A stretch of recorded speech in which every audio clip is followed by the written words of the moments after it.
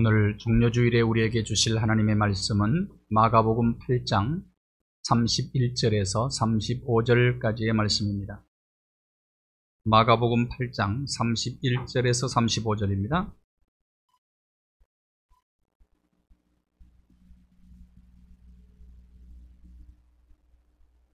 하나님 말씀을 다 함께 봉독하겠습니다. 인자가 많은 고난을 받고 장로들과 대제사장들과 서기관들에게 버림바 되어 죽임을 당하고 사흘 만에 살아나야 할 것을 비로소 그들에게 가르치시되 드러내 놓고 이 말씀을 하시니 베드로가 예수를 붙들고 항변하매 예수께서 돌이키사 제자들을 보시며 베드로에게 꾸짖어 이르시되 사탄아 내 뒤로 물러가라. 내가 하나님의 일을 생각하지 아니하고 도리어 사람의 일을 생각하는도다 하시고 무리와 제자들을 불러 이르시되 누구든지 나를 따라오려거든 자기를 부인하고 자기 십자가를 지고 나를 따를 것이니라. 누구든지 자기 목숨을 구원하고자 하면 잃을 것이요 누구든지 나와 복음을 위하여 자기 목숨을 잃으면 구원하리라. 아멘. 찬양으로 영광을 돌립니다.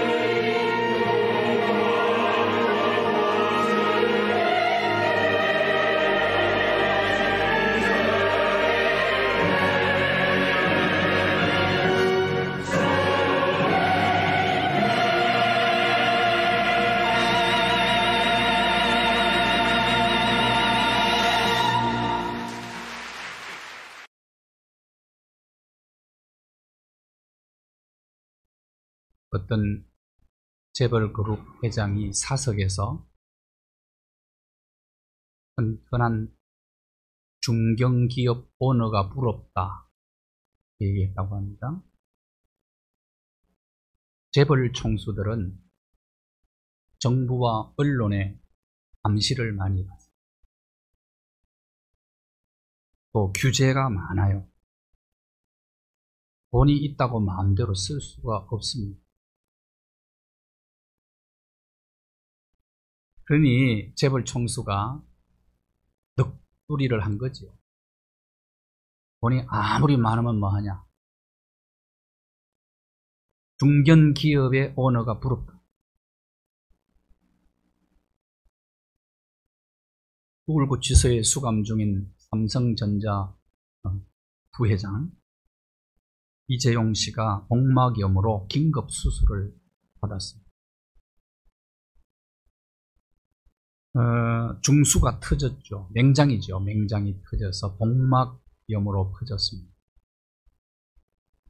며칠 동안 혼자 고통을 다 겪었다. 교도관에게 도와달라고 부탁도 못했다고. 왜 그러냐? 교도소 안에서도 특별 대우를 받는다는 얘기를 들을까봐 그렇게 됐다는 거예요. 범생이로 자란 것 같아 보니까.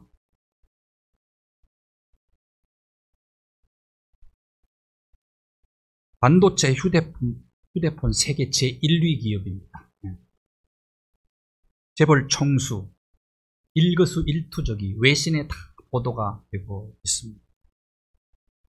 이 부회장은 국정농단 사건 터졌을 때 2016년 말부터 시작을 해서 계속해서 법원을 드나들고 재판을 받고, 그래서 서초동을 자기 집처럼 드나들게 됩니다. 특별 조사를 10번 받았더라고요. 구속영장 실질검사를 심사를 3번 받았고, 재판 83번 재판을 받았습니다. 재판 받는 게 굉장히 피곤합니다. 수감 기간만 해도 420이 넘었습니다. 한국의 상속세는 세계에서 가혹하기로 유명합니다. 주식을 물려받은 주식이 약 18조 정도 되는데 우리나라 상속세가 65% 정도 됩니다. 그러면 12억을 상속세를 내야 돼요. 재산을 정리하면, 받은 재산을 정리하면 10조 정도 된다고 그래요. 그런 세금을 12억 내야 되니까 이건희 씨가 남긴 미술품이 약 2조 내지 3조 정도 된다고 그래요. 그걸 합쳐도 융자를 더 내야 됩니다. 세금을 다 내려면. 그러니 행복하겠습니까? 대한민국에서 누가 가장 불행합니까? 라는 질문을 던진다면 아마 이재용 부회장은 나는 내가 그 중에 한 사람입니다 라고 대답할 것입니다. 정반대의 사람을 한 사람 소개하겠습니다. 키가 134cm 밖에 되지 않는 세계 복지사 자격증을, 국제복지사 자격증을 가지고 있는 김혜영 선교사님 이야기입니다. 이번에 시골에서 굉장히 태어나면서부터 아주 불행한 어린 시절을 보내게 됩니다. 딸로 태어났다는 이유 하나만으로 남아선호 사성에 가간 시절에 아버지가 집어 던져버렸어요. 그래서 평생 척추장애로 살게 됩니다. 어린 시절 너무너무 힘들고 고달프고 가난에 시달리고, 어린 나이에 너무 인생의 짐이 무거워서 가출하게 되죠. 참으로 다행스러운 것은 서울의 어느 한의원 가정에 가정부로 일을 하면서 서울 중부기술교육원을 알게 되었어요. 거기서 기계로 옷 감자는 기계 기술을 배우게 됩니다. 기계 편물 기술이죠. 그래서 19살 때 세계 기능인 대회에서 금상을 타게 되죠. 한국 장애인 기능대에 나가면 전부 상을 다 휩쓸어 버려요. 그래서 최고의 기능인이 됩니다. 세계에서 이 편물에 대해서. 철탑 산업 훈장도 받게 됩니다. 혼자 미국으로 유학을 가요. 콜롬비아 대학교에서 국제사회복지대학원에 들어가서 그는 국제사회복지사가 됩니다. 그러면서 보츠와나에 아프리카 보츠와나에 편물 기술을 가르치는 봉사활동에 가가지고 아프리카에 발을 들여놓는 그 순간에 아프리카에 반해버립니다. 아프리카에 대한 꿈을 꾸게 되고 거기서 보츠와나에서 15년 동안 이 기술을 가르치는 학교를 열게 되었습니다. 그러다가 미랄재단 사회복지본부장으로 있을 때에 또 하나의 꿈을 꾸는데 그 아프리카 지역, 보츠와나 지역에 호포 스쿨을 열었어요. 그래서 초등학교 학생들을 도우는 사역을 하고 있습니다. 작은 거인 김혜영 선교사님. 그는 청운의 푸른 꿈, 출세 가도를 달리다가 그가 선택한 그 길. 그는 정말 묵묵히 낮은 자리에서 예수 그리스도의 뒤를 따라가는 그런 하나님의 사람. 묻습니다. 여러분은 어떤 길을 걷고 싶습니까? 무엇이 행복입니까? 행복 지수는 누가 높을까요? 예수 그리스도께서 가이사라 빌립보 지역에서 3년 동안 제자들을 훈련시키고 제자들에게 질문을 던지지요. 사람들이 나를 누구라고 하더냐? 마치 그것은 졸업시험과 같은 질문이었습니다. 그때 제자들은 이렇게 대답합니다. 예수님은 엘리야 선지자, 죽은 엘리야 선지자 또는 세례 요한 이런 분들이 다시 나타났다고 사람들이 여론조사에서 그렇게 나타납니다. 너희는 나를 누구라고 하느냐? 그때 베드로가 주는 그리스도시요 살아계신 하나님의 아들입니다. 예수님이 칭찬했어요. 그 신앙 고백에 대해서. 그 이후에 예수님께서 십자가 지고 돌아가신다고 순환을 예고하시고 그리고 3일 만에 부활하신다. 그랬더니 제자들의 반응이 어땠습니까? 그것이 오늘 읽은 우리가 본문의 내용인데요. 제자들이 아주 못마땅하게 생각을 합니다. 특별히 베드로가 가장 기분 나쁘게 생각을 해요. 예수님 돌아가신다고 하니까. 그때 예수님 주신 말씀입니다. 너희들이 나를 따르려면 34절 보실까요? 나를 따라오려면 내 길을 너희들이 걸어오려면 자기를 부인하고 자기 십자가를 지고 나를 따를 수가 있다고 말씀을 하셨습니다. 자, 자기를 부인하고 자기 십자가를 지고 예수 그리스도를 따르는 것이 어떤 의미를 지니고 있는지 또 누가 과연 예수님의 길을 따라갈 수 있는지 오늘 종료주일에 함께 말씀의 은혜를 나누기를 원합니다. 제일 먼저 예수님의 뒤에 서 있어야 예수님을 따라갈 수가 있습니다. 예수님보다 앞서면 안 됩니다. 따를 수가 없죠. 오늘 본문을 보십시오. 오늘 본문을 보시면 32절 말씀입니다. 예수님이 십자가 지시러 예루살렘에 올라가시면서 나 죽는다 이제. 그랬더니 베드로가 어떤 반응을 보였습니까? 베드로가 예수님의 길을 딱 가로막고 앞에 서서 항변을 합니다. 예수님을 위해서 배와 거물을 버려두고 집을 아버지도 버리고 부모님도 버리고 가족도 버리고 다 버리고 예수님 따랐는데 기껏 지금에 와서 예수님 뭐라고 말씀하시는 겁니까? 예수님 돌아가신다고요? 그럼 우리는 뭐가 됩니까? 이 얘기예요. 예수님의 길을 막아서서 예수님을 붙잡고 예수님에게 항변을 하는 겁니다. 안 된다는 거예요. 예수님 죽으러 가시면 안 된다는 겁니다.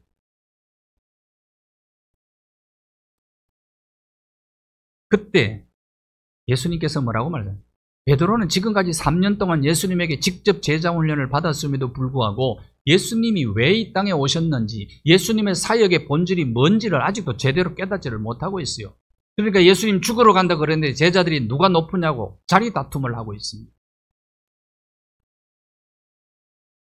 그 베드로를 향하여 예수님이 주신 말씀이 무엇입니까? 33절 한번 보실까요? 33절. 자, 이 광경을 여러분 한번 그림으로 한번 그려보세요. 예수님이 지금 가이사라 빌립보 지역에서 길을 가시면서 제자들과 무리들에게 돌아가신다고 말씀을 하시는 거예요. 그러더니 베드로가 갑자기 나타나더니 가는 예수님 길을 딱 가로막고는 안 된다는 겁니다. 그러니까 베드로가 지금 예수님 앞에 서 있죠. 예수님 뒤로는 다른 제자들과 무리들이 있습니다. 이 광경을 한번 그려보십시오. 그때 예수님께서 호통을 치면서 사탄아 내 뒤로 물러가라. 베드로 보고 사탄아 내 뒤로 물러가라. 너 내 앞에 서 있으면 안 돼. 내 뒤로 물러서야 돼. 네가 하나님의 일을 생각지 않고 있구나. 너는 내가 이루어야 될 사역의 본질이 뭔지를 너는 아직도 모르고 있구나. 그렇게 말씀을 하시면서 제자들에게 십자가의 도를 가르치고 계시는 것입니다.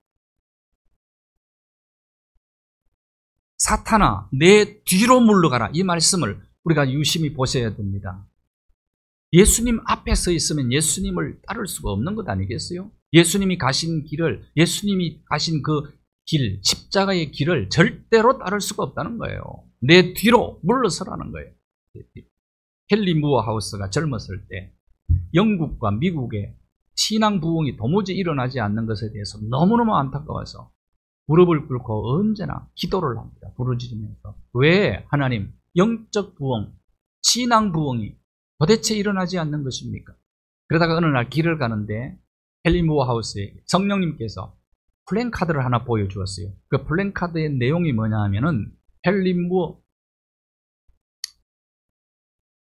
영국에서 가장 위대한 전도자, 그 플랜카드를 보는 순간 스스로에게 얘기했습니다. 바로 나 때문이다. 나 때문이다. 그래서 선교본부, 전도본부를 찾아가 가지고 성령님께서 왜 신앙 부흥을 일으켜 주시지 않는 이유를 발견했습니다. 그것은 바로 내가 예수님보다 앞서 있기 때문입니다. 나는 십자가의 복음, 영광스러운 복음을 전하면서 그는 세상죄를 지고 간 하나님의 어린 양이다 라고 전하는 나는 미천한 종에 불과합니다. 그는 그렇게 고백을 합니다. 헨리 무어 하우스가 깨달은 게 뭡니까? 자기가 예수님보다 앞서 있었다는 걸 알았어요. 그래서 하나님이 일을 안 하신다는 거예요. 잘못하면 유명한 사람이 이렇게 될 수 있는 거예요. 베드로는 수제자입니다. 어떤 제자예요? 어떤 제자가 예수님보다 앞서서 예수님이 가시는 십자가의 길을 가로막고 있는 사탄의 도구가 되었다고. 잘못하면 그렇게 될 수 있다는 거예요. 교회 안에서 신앙생활을 오래 한 사람, 직분이 있는 사람, 가장 영향력이 많은 사람이 오히려 사탄의 도구로 쓰임받을 수도 있다는 거예요. 이런 교회들이 들어있어요.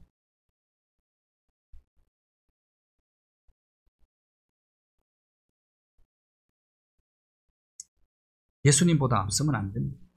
그러면 사역을 돕는 것이 아니라 방해자가 될 수가 있어요.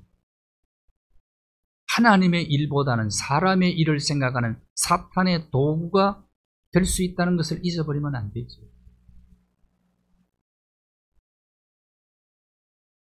내 뒤로 물러가라. 왜? 스승 뒤로 물러서야 스승을 따를 수가 있어요. 내가 앞서면은 스승이 간 길이 안 보이는 거예요. 그러니까 위치가 중요하다고요. 그러니까 지금 베드로는 위치를 잘못 설정한 거예요. 베드로가 서야 될 위치는 스승 앞이 아니고 뒤가 아니겠습니까? 위치가 잘못되면 대혼란이 일어나는 거 우리가 잘 알지 않습니까? 하나님은 인간 위에 계십니다. 사람은 옆에 있습니다. 돈은 내 발 아래에 있습니다. 그런데 돈이 위로 가서 문제가 되는 거예요, 지금. 대혼란이 일어난 겁니다. 위치를 잘못 지키면 그렇게 되는 거예요.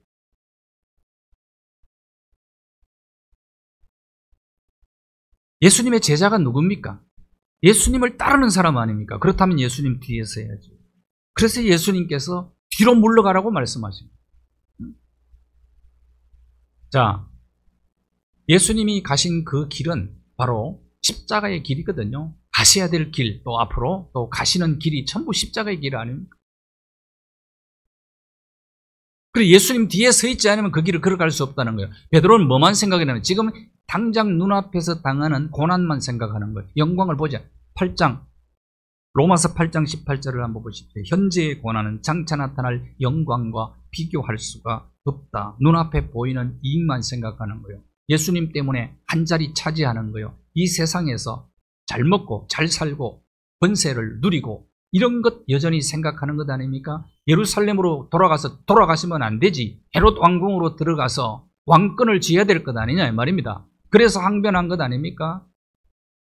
고난은 싫다는 겁니다. 현재의 고난. 그러나 여러분, 기독교는 핵심이 뭡니까? No cross, no crown. 십자가 없는 영광, 그런 거 없다는 거예요. 십자가 없는 면류관은 없는 겁니다. 이거.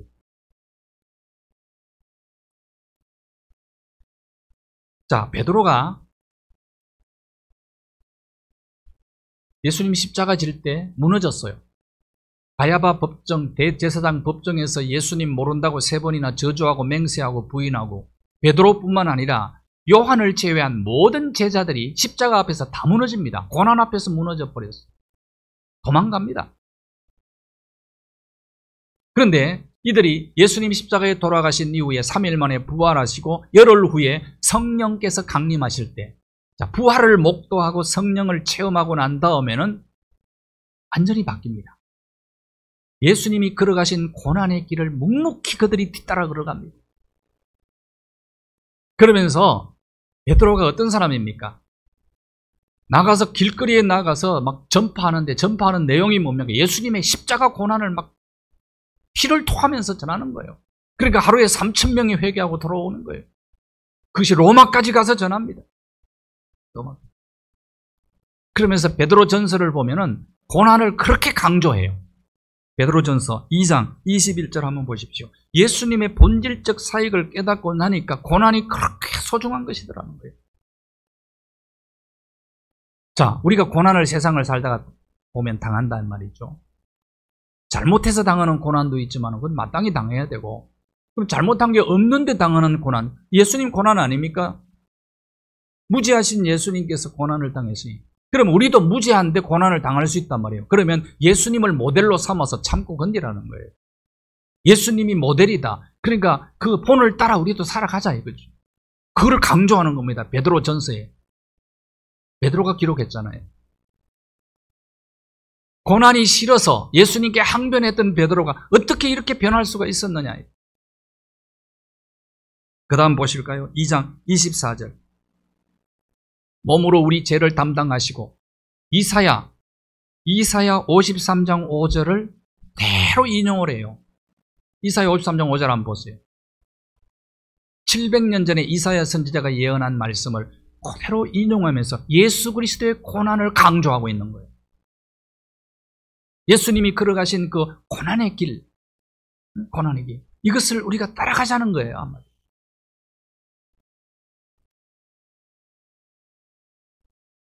예수님이 우리에게 모델이 되어 주셨는데, 그러면 예수님은 어떻게 이 길을 따랐는가? 예수님은 하나님 뒤에 숨으신 분이라는 거예요. 그래서 예수님은 하나님만 드러내셨다. 그래서 이 고난의 길을 걸어갈 수 있었다. 우리가 예수님 가신 길을 걸어가려면 우리가 예수님 뒤에 숨어야 된다는 거예요. 예수님 뒤에 서야 된다. 베드로전서 4장 13절 14절도 한번 보시죠. 계속 고난에 대한 얘기합니다. 그리스도의 고난에 참여하는 것으로 즐거워하라. 고난을 즐기라. 고난을 기뻐하라. 왜? 영광을 바라보고 상급을 바라보고 즐거워하고 기뻐해라. 그리스도의 이름을 위해서 수치를 당하고 욕을 먹으면 그게 복 있는 사람이다. 영광의 하나님이 그와 함께 계신다.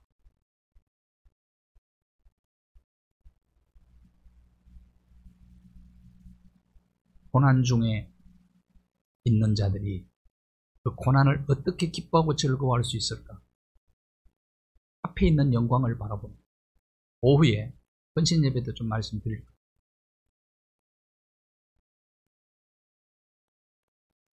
여러분, 예수님 뒤에 선다는 것이 쉬운 일이 아니에요. 어떻게 보면. 저 이제 하늘나라 계신 우리 큰어머님 얘기를 제가 한 번 더 하겠습니다. 기도 정말 많이 하시는 거예요. 옛날에 우리 고향에서 호랑이가 나온다는 때에도 저 깊은 산속에 혼자 들어가가지고 이불 쓰고 가시던 물 밑에서 밤새 기도하죠. 그런 분. 그 세상에 두려울 것이 없는 분인데 그만큼 성깔도 대단했어요. 기도도 많이 하는. 가끔 보니까 큰아버지하고 싸움을 하시더라고. 하시는데 어느 날 제가 갔는데 제가 그걸 목도했죠. 큰아버지하고 싸우는. 큰아버지 장로님이셨네. 성칼을 못 이겨. 그래가지고 화가 나니까 이렇게 말씀하시더라고. 큰아버지 앞에 싸우면서 예수님 내 뒤로 잠깐 가서 계세요. 예수님 내 뒤에 좀 계시라고. 그리고 싸우더라니까. 그렇게 믿음 좋고 기도를 많이 해도 예수님 뒤에 서는 게 쉽지가 않아요.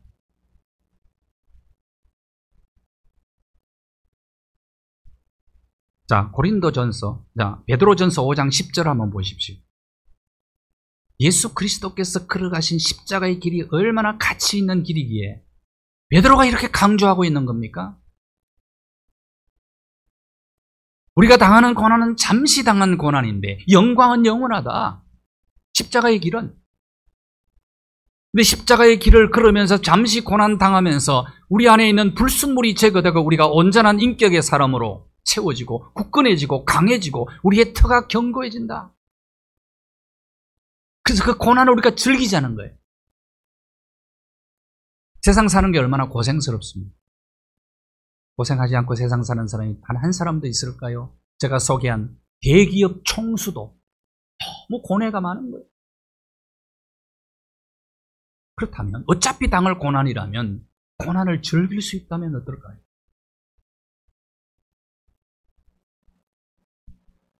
예수 그리스도께서 걸어가신 사역의 본질을 분명하게 깨닫고 십자가의 길이 얼마나 가치 있는 길인가를 알고 십자가의 길을 잠깐 걷기만 하면 영원한 영광을 누리고 상급을 누린다는 것을 아는 사람은 고난을 즐길 수 있다 이거예요. 그러면 행복지수가 남들보다는 다른 겁니다. 여러분, 돈 많아야 행복지수가 높은 게 아니에요.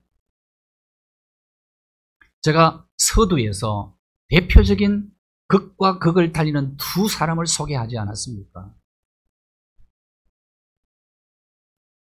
어느 길을 걸어가느냐에 따라서 행불행이 결정이 되는 것입니다. 기도도 마찬가지예요. 기도도 앞에 해야 될 기도가 있고 뒤에 해야 될 기도가 있다고요. 마태복음 6장 33절을 한번 보십시오. 먼저 하나님의 나라와 하나님의 의를 구하는, 먼저 하나님의 의와 뜻을 생각하며 기도하는 그 기도를 하나님이 들어주신다. 앞뒤를 분명히 해야 됩니다. 여러분은 어떻게 인생길을 걸어가고 있습니까? 예수님 앞에 서서 걸어가고 계십니까? 예수님 뒤에서 따라가고 있습니까? 그렇다면 왜 이렇게 되었느냐? 베드로가 왜 이렇게 되었느냐? 8장 33절 한번 보십시오. 베드로가 하나님의 일을 생각하지 않아서 그래요. 사람의 일만 생각했어요. 출세, 명예, 권세, 지위 이런 것만 생각한 거예요.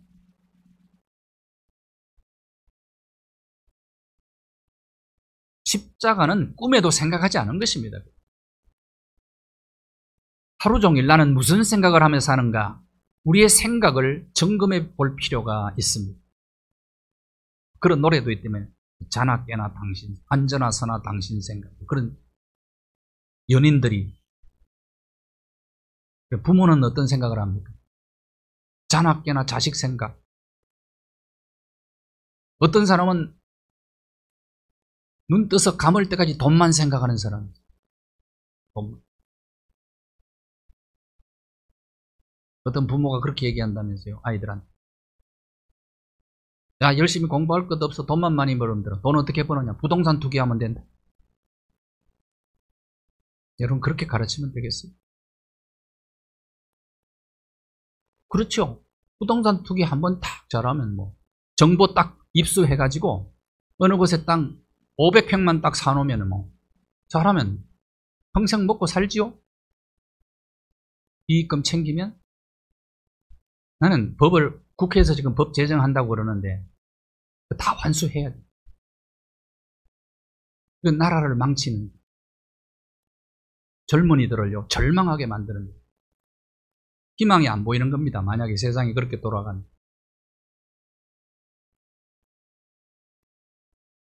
사람의 일만 생각하는, 말씀에 들어있잖아요. 돈 많다고 행복한 건 아닌 거예요. 어떤 길을 걷느냐가 중요한 겁니다. 하루 종일 난 무슨 생각하느냐는 거예요. 존 스토터 목사님이 참 신앙인이 되려면 8가지 조건을 얘기했어요. Like Christ, 예수 그리스도처럼. Through Christ, 그리스도를 통해서 사는 삶. On Christ, 그리스도 위에서. In Christ, 그리스도 안에서. 그 다음에 Under Christ, 그리스도 아래. 그 다음에 With Christ, 그리스도와 함께. Unto Christ, 그리스도를 향해.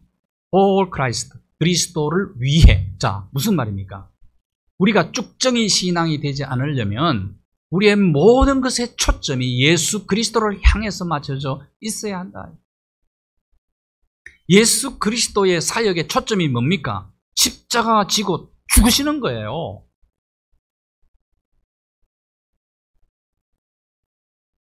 저와 여러분은 시대 정신 쫓아가지 말고 예수 그리스도의 십자가 정신을 따라 살아가게 되기를 바랍니다. 이것이 우리가 추구하는 인생입니다. 십자가.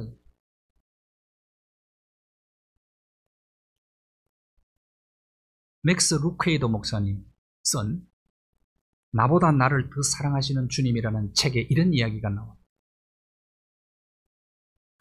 정전이 돼가지고 전기불이 나갔습니다. 자, 창고에 가서 초를 찾아서 초를 하나를 손에 집으려고 하는데 초가 이렇게 얘기하는 거예요. 나는 지금 불을 밝히기 위해서 준비하는 중에 있습니다. 그러니까 준비가 다 되면 나를 사용해 주시면 안 되겠습니까? 초가 말을 다 하네.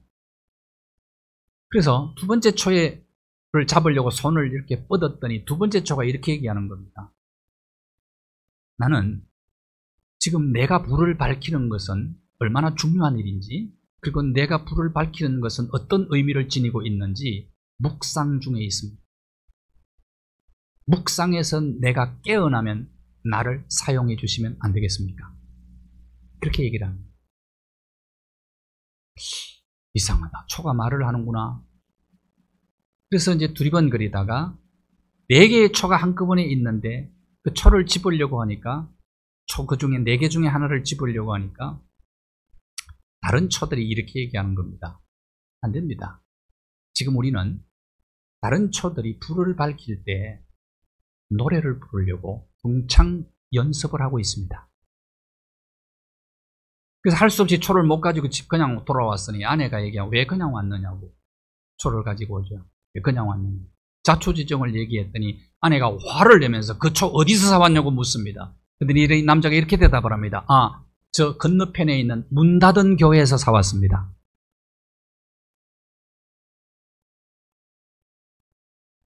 헌신하기를, 십자가 지기를 싫어하는 초. 만약에 교회와 성도들이 이런 삶을 살아간다면 세상에 절대로 빛이 되죠. 십자가 지기를 싫어하는 삶, 헌신하기를 싫어하는 자의 삶에 빛이 어떻게 나타날 수 있어요?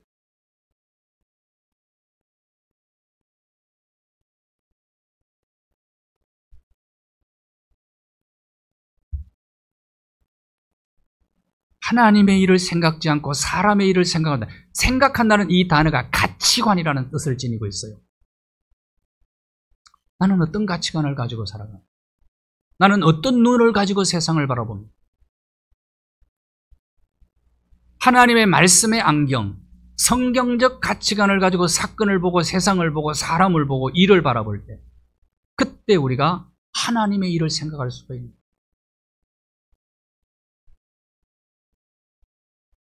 눈에 비늘이 벗어져야 되죠.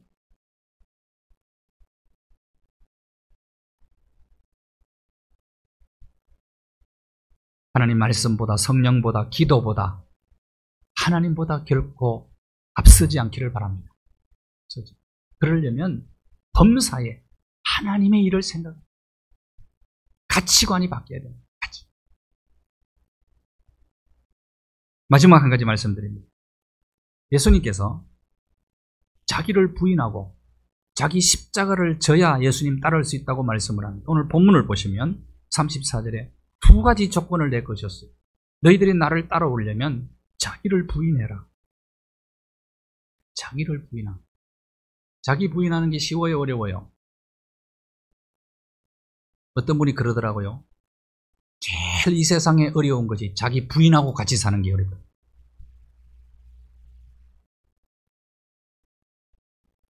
마틴 루터가 그런 얘기를 했습니다. 죄와 싸운다는 것은 마귀와 세상 그리고 나 자신과 싸우는 것입니다. 자기 자신과의 싸움은 가장 치열하고 힘든 싸움입니다.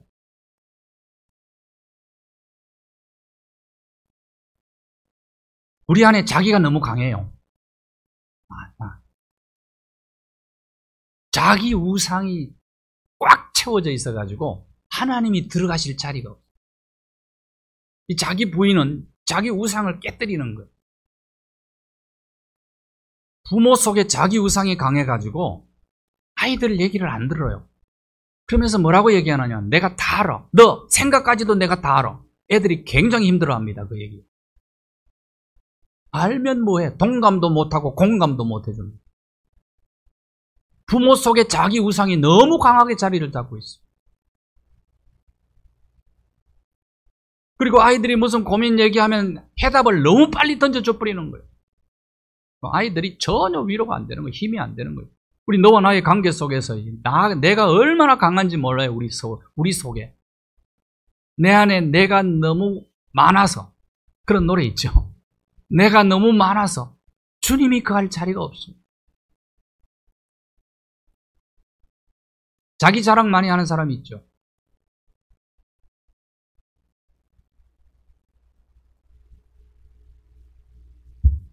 자기 우상을 깨뜨려야 된다. 지금까지 내가 살아온 삶의 경험과 지식과 이런 것들이 딱 하나의 견고한 진을 만들어가지고 이게 도무지 잘 안 깨지는 거예요.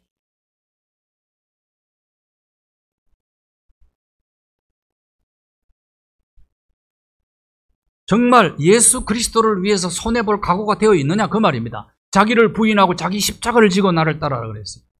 손해볼 각오가 되어 있느냐. 마가복음 8장 35절 보십시오. 목숨을 잃으면 구원받으리. 나와 복음을 위해서 손해볼 각오 되어 있느냐. 희생할 각오 되어 있느냐. 헌신할 각오가 되어 있느냐. 십자가 질 각오가 있느냐. 여러분 어디를 가든지 십자가 지면 해결돼요. 내가 먼저 십자가 지면 모든 문제 해결돼 버려요.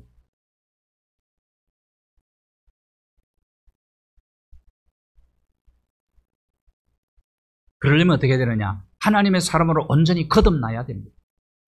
그리고 하나님의 일을 먼저 생각할 줄 알아야 십자가를 진다니까요.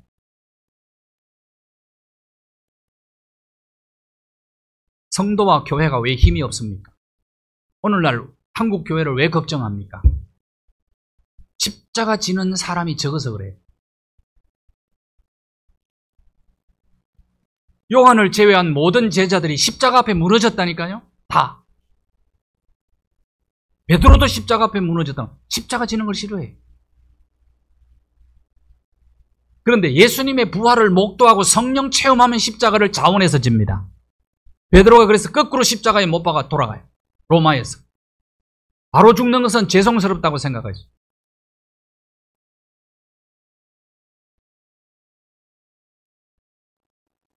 견디는 것은 십자가는 아니고요. 십자가는 지는 겁니다. 십자가는 지는 거예요. 각자 삶의 자리에서 내가 처한 자리에서 최선을 다해서 성실하게 여러분의 삶의 자리에서 자기를 부인하고 내 몫에 태인 십자가를 지고 나 자신을 주님께 드리면 하나님께서 그때 일하실 것입니다. 하나님의 뜻과 하나님의 계획이 그때 이루어지는 거예요. 우리를 통해서. 이것이 우리가 걸어가야 될 길 아닙니까? 이 길 여러분 걸어야 되지 않겠습니까? 우리가.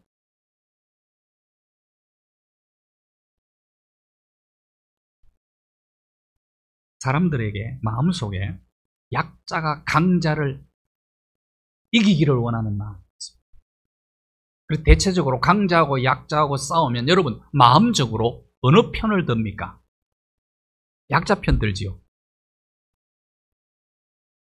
맨 꼴찌에 있는 사람이 선두로 달리는 팀을 이겨버렸어. 굉장히 쾌감이 있죠. 기쁨이 있어요. 사람 속에 그게 있어요. 이걸 뭐라 그러냐면 언더독이라고 그래요. 언더독이 뭐냐면 투견이 개싸움입니다. 그러니까 개싸움을 하는데 밑에서 맨날 눌리고 물리고 이런 개가 올라와가지고 그걸 확 물고 이기기를 원하는 마음이에요. 이걸 언더독이라고 해요. 며칠 전에 지난 3월 15일 날 용인체육관에서 4위를 달리고 있던 프로농구 결승 리그에서 프로농구 4위를 달리고 있는 팀이 1등했어요. 삼성생명이 이겼어요. 그러니까 사람들이 이게 언더독의 쾌거다라고 반란을 일으킨 거다라고 얘기합니다. 임진택 감독이 크리스찬이더라고요. 그게 스파르타식 훈련을 시킨 게 이건 성적 지상주의 운동행. 그래서 얼마나 비리가 많습니까? 얼마나 인격이 살해당하는 경우들이 얼마나 많았어요. 근데 이분은 소통의 리더십으로 아이들을 지도한 거예요. 이게 이제 빛을 발하는 거예요. 그 사람들이 언더독의 승리라고. 예수님의 십자가 그런 것 아닙니까?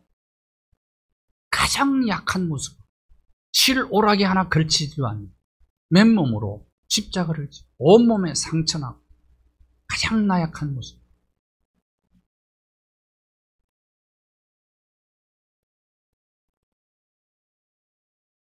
영성이 위로부터 영성이 있고 아래부터 퀼럼이라는 독일 신학자 그런 얘기를 했어요. 위로부터 오는 영성, 성경과 제도와 간섭을 통해서 하나님 말씀하시지만은 상처와 약함을 통해서 하나님 말씀하신다. 예수님의 영성이라. 예수님의 십자가의 영성. 실패자의 모습. 모든 것이 끝난 것 같아요. 전혀 희망이 보이지 않아요. 십자가의 죽음, 십자가에 돌아가시고 3일 동안 모든 것이 다 끝난 것 같아요. 그런데 그분이 부활하셨죠. 이걸 언더독의 승리. 예수님, 오늘 약하다고 낙심할 필요가 없어. 고난 때문에 낭망할 필요가 조금도 없어. 자, 자기를 부인하고 자기 십자가를 지고 평생 달려왔던 사도 바울의 고백을 한번 들어보죠. 고린도후서. 네, 고린도후서 12장. 자, 다른 건 넘기세요. 고린도후서 12장 10절. 우리 같이 한번 읽어볼까요?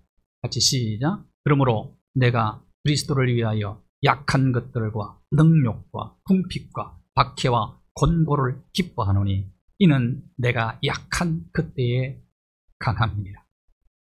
약하다고 절망하지 마세요. 고난 중에 있다고 포기하지 마십시오.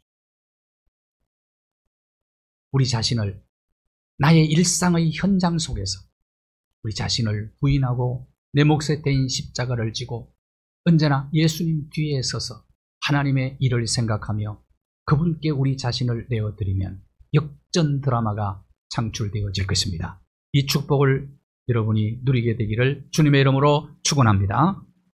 하나님 아버지, 주님 가신 길 걸어가고 싶습니다. 그 자치 따라가고 싶습니다.